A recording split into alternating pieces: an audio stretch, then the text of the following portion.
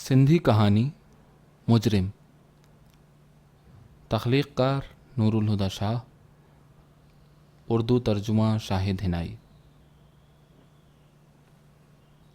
رات سناٹا، آدمی کے اندر محسوس ہوتی ہوئی بو ہوا میں رچی بسی اور تارکول کی سیاہ سڑک پر ہمارے بوٹوں کی ٹھک ٹھک، پہلو میں چپتی ہوئی سٹین گن کی نالی، موت کی دھمکی، گدھوں کی یلغار، زندہ انسان جس پر کسی لاش کا گمان ہوتا ہے، لڑکھڑاہٹ، سسکی، آہ لرزتے ہوئے وجود سے دھوئیں کی مانند چکرا کر، خم دے کر نکلی ہوئی چیخ، خلا سے پاتال تک ایک شور، بند مقبرے کی دیواروں سے ٹکرانے والے پرندے کے ٹوٹے ہوئے پر اور پرندے کی پھڑپھڑاہٹ، ایسا شور جیسے ایکو ساؤنڈ ایفیکٹ۔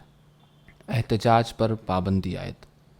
اخبار روزانہ رات کو جھوٹ سے اپنا منہ کالا کر کے گھر گھر کی دہلیز پر ہر صبح لاش کی طرح پڑی ہوئی، ریڈیو گلیوں کے آوارہ کتوں کی طرح مسلسل بھونکتے ہوئے، ایئر کنڈیشنڈ آفس میں بیٹھا سوٹڈ بوٹڈ امپورٹڈ باس ماس خور جانور کی طرح خون کی بو سونگھتا ہوا ادھر ادھر دیکھتے ہوئے، آدم بو، شکار شکار۔ دروازہ کھلتا ہے، سٹین گن کی ٹھوکر سے گرتا پڑتا باس کے پیروں کے قریب پڑا ہوا مجرم کی بھررائی ہوئی سانس کی آواز، باس کے دانتوں تلے دبے سگار کے دھوئیں کی خوشبو۔ مجرم: بلیو می سر، میں وہ نہیں ہوں جو یہ لوگ مجھے سمجھ رہے ہیں۔ یہ سب کہتے ہیں کہ میں وہی بھاگا ہوا قیدی ہوں جسے کورٹ نے موت کی سزا سنا دی تھی اور جو پھانسی سے ایک رات پہلے جیل سے فرار ہو گیا تھا۔ میں بھاگا ضرور ہوں سر، مگر جیل سے نہیں۔ یہ دیکھیں میرے زخمی پاؤں، یہ دیکھیں میری پیٹھ پر تازیانوں کے نشان، اور میری گردن پر گلا گھونٹنے کے لیے لگے ہوئے پنجوں کے نیل دیکھ رہے ہیں نا سر۔ میں اس نقطے سے بھاگا ہوں جہاں پہنچ کر انسان برف کی اینٹ کی طرح ٹھنڈا ہو جاتا ہے، وہ جیسے موت لوگوں کی رگوں میں اترتی ہے نا، اسی طرح۔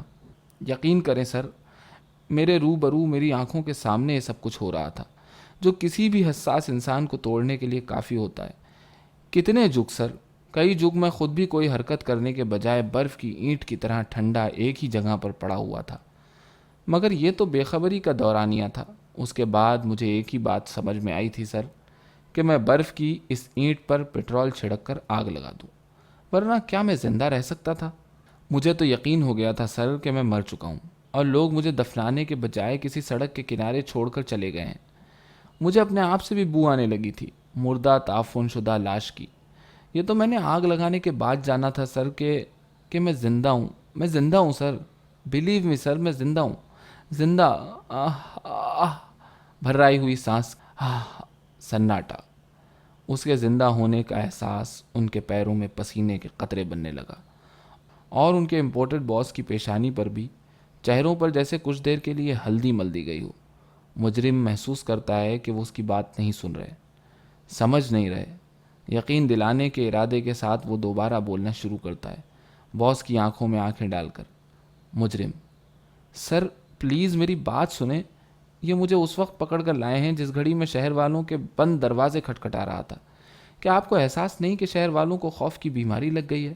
وہ مسلسل ایک صدی سے اسی بیماری کی وجہ سے بے ہوشی کی نیند سوئے پڑے ہیں، اور سر شہر والوں کے ہاتھوں اور پیروں میں اندیکھی زنجیریں ڈال دی گئی ہیں، اور یہ سب کالے بوٹوں والے لوگ جو مجھے پکڑ کر لائے ہیں، رات کو سٹین گنیں اٹھائے ان بند دروازوں کے نشانے لے کر اندھیرے میں چھپ کر بیٹھ جاتے ہیں۔ یقین کریں سر، مجرم تو یہ خود ہیں۔ اس مفرور قیدی کو آڑ بنا کر انہوں نے ہر اس آدمی کو سولی چڑھایا ہے اور جیل میں قید کیا ہے جس نے اپنے اندر کی برف پر پیٹرول چھڑک کر آگ لگائی ہے۔ یہ چاہتے ہی ہیں کہ سارا شہر بے ہوشی کی نیند سویا ہی رہے، اور یہ اسی نیند میں ان کا لہو چوس کر سانس کی ڈوری کاٹ کر چلے جائیں۔ مگر یہ کیسے ممکن ہے سر؟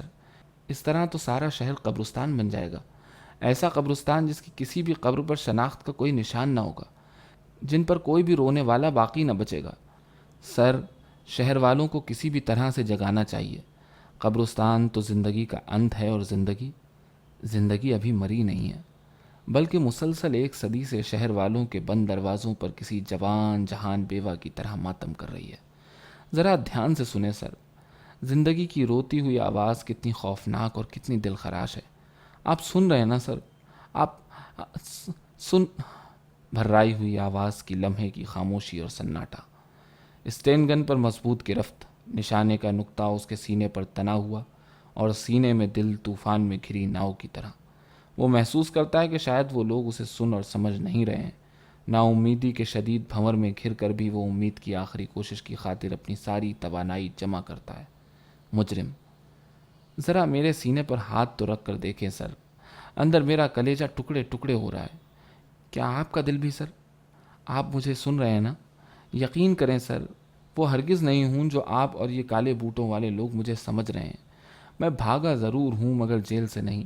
میں تعقب کرنے والی اس قیامت سے بھاگا ہوا ہوں جو ننگے پاؤں چپ چاپ آہستہ آہستہ چلتی ہوئی شہر والوں کو نابود کرنے آ رہی ہے۔ میں اس قیامت کا راستہ روکنے کے لیے بھاگ آیا ہوں تاکہ وہ آتے وقت مجھ سے ٹکرا کر ٹکڑے ٹکڑے ہو جائے۔ مگر سر، ان لوگوں نے میری رگ رگ کو زخمایا ہے۔ ان لوفر کتوں نے میرے پیروں تلے جلتے کوئلے بکھیر دیے ہیں۔ یہ میری چمڑی نوچ کر کھانا چاہتے ہیں۔ یہ مردہ شہر کی سنسان سڑکوں پر بھونکنا چاہتے ہیں، اور یہ ماں کے یہ کتوں کے بچے دھرتی کے نیچے ڈائنامٹ بچھانے کی سازشیں تیار کر رہے ہیں۔ میں ان کو سر، کنپٹی پر تھپڑ تھا۔ مجرم چکراتا ہوا دور جا گرتا ہے۔ بھاری بوٹوں کے تیز تیز قدم اور اسٹین گن کی نالی کا اس کے سینے پر بڑھتا ہوا دباؤ۔ سناٹا بند کمرے کے اندر، مردار پر پلنے والے گدھوں کی کھسر پسر۔ امپورٹڈ باس ٹیبل کے خانے سے گن نکال کر مجرم کی کنپٹی پر رکھتا ہے۔ فون کا ڈائل گھماتا ہے۔ 1 2 مجرم کے بارے میں فیصلہ امپورٹ کرتا ہے۔ فیصلہ: موت۔ 2 3 اسٹین گن کا ہلکا سا جھٹکا اور دھماکہ۔ مجرم کا تڑپنا، آخری ہچکی، آخری نگاہ۔ About turn. گدھیں مردہ شہر کی سنسان سڑکوں پر دوبارہ پھیل جاتی ہیں، ایک اور شکار کی تلاش میں، باس کے امپورٹڈ آرڈر کو اوبے کرنے کے لیے۔